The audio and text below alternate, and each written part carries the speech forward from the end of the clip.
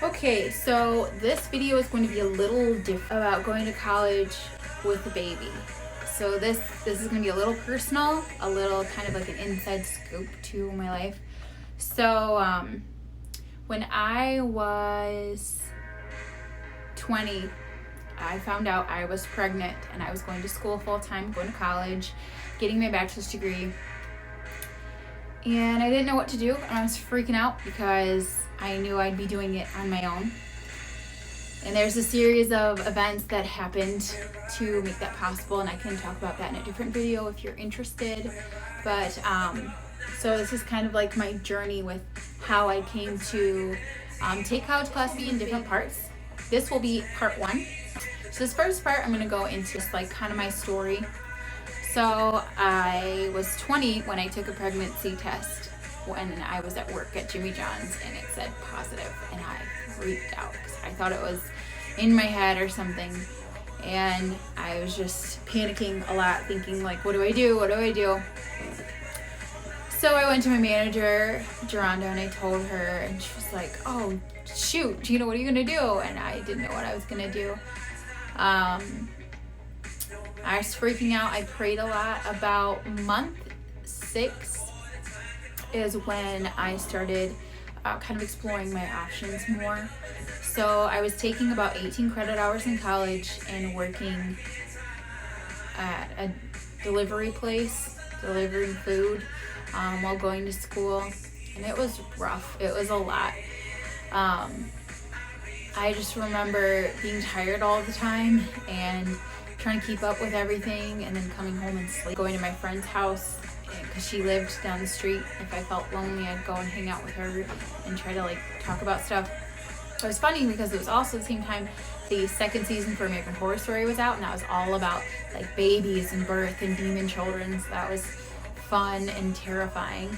I was assistant stage managing a production around this time, so I was not only working part-time, taking a full 18 credit hours of classes, but I was also running back and forth, moving props and going to rehearsal. So I was staying busy because that was keeping my mind at bay. So then I was freaking out about birth, and I had confided in my professor that I was pregnant, just so that I could create that support system, and she knew what was going on. It took me forever to find a doctor because a lot of the obstetricians, the OBGYNs in town were booked solid. It was the time to have a baby, I guess, for everybody in town.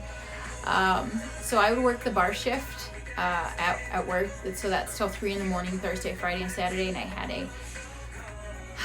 had a lot of classes. One was in the astronomy building, and I always had to go up like 3 floors, something like that, and I did it every single week. I did it up until 36 weeks pregnant, and I worked up until 36 weeks. But at 6 months, I found myself terrified and needing to kind of give myself a pathway. So I decided to pray. I was working at Jimmy John's, and I was sitting on the floor crying, feeling huge and disappointed in myself, and worrying about my baby, who was going to be a boy. So I prayed to God, and I said, hey, look, if you want me to keep this baby, you need to make it very clear. If you want me to give him up, you need to make it clear, because I don't know what to do, and I don't want to make the wrong decision for him, because this is about him now. So I literally did a Google search for open adoption, because there was a girl that was working there that had an open adoption with her daughter. I believe her aunt and uncle adopted her daughter so she could see her, but she wasn't raising her. She was still going to college. So Google searched Open Adoption Network came up, and I'd never heard of Open Adoption nor Open Adoption Network, but I figured, all right, I'll give it a try. So I made a profile. You can pick different things with the people that you're looking for to be the parents of your child. So I picked like them to speak English so I could understand them. I was hoping that they would be Christian, just so like he had faith like I had faith. I did want them to speak another language, possibly, just to give him, a well-rounded experience.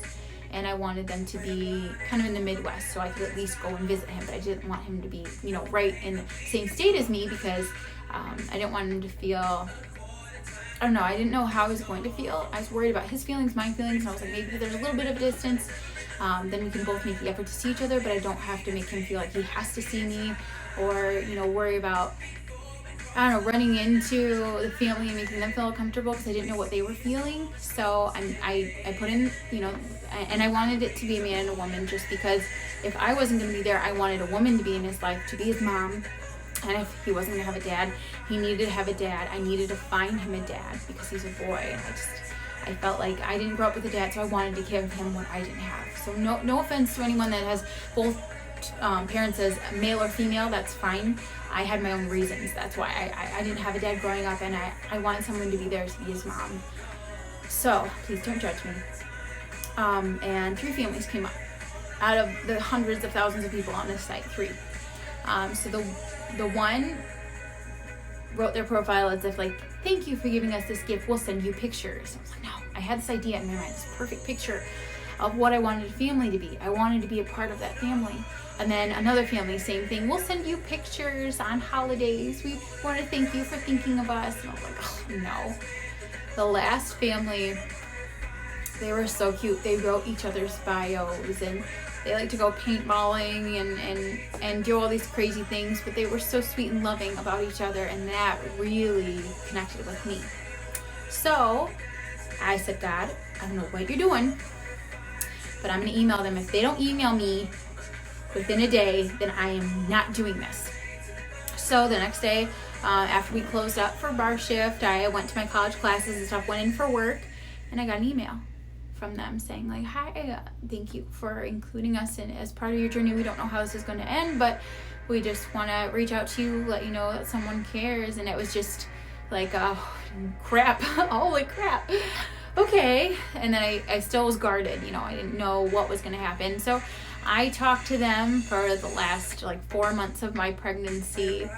And they had a social worker meet with me and stuff, and this was all during college, so I was stressed out and tired and worrying, but I was thinking about open adoption, and I didn't know if I wanted to be a single parent and how that would turn out for him, or if open adoption would be good, or should I even. Then I was 40 weeks, so they had to induce me. They had me go to the hospital. I was terrified. I told all my professors and everything. And then I went to the hospital. Everyone from Jimmy John's like showed up to say hello, and I was like super in labor and screaming and shouting until they gave me an epidural. I was trying not to do an epidural, and then I was worried about not getting an epidural in time. Then I was like, you know what? Let's do it. And it was terrifying, but I didn't even feel the epidural. That's how much pain I was in. This big old needle going to my, didn't feel it. But so then I think I was in actual labor when they induced and my water broke for maybe 3 hours, if that. And I had him in the middle of the day.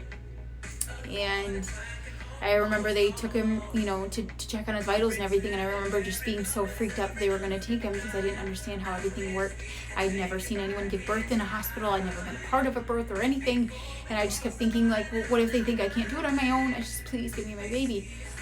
So I remember just being like, can I see him? Can I see him? And they held him up and he heard my voice and he looked right at me. So that's actually why I have this tattoo of Curious George, because that was me seeing my son's brown eyes that looked just like mine and locking eyes with me and knowing who I was. That made a huge difference. I'm sorry if that messed with the mic. So that is the end of part 1. I will do a part 2 if you are interested in listening. But thank you for watching. Don't forget to like, subscribe, and comment down below if you want to learn more or if you have video ideas or anything like that.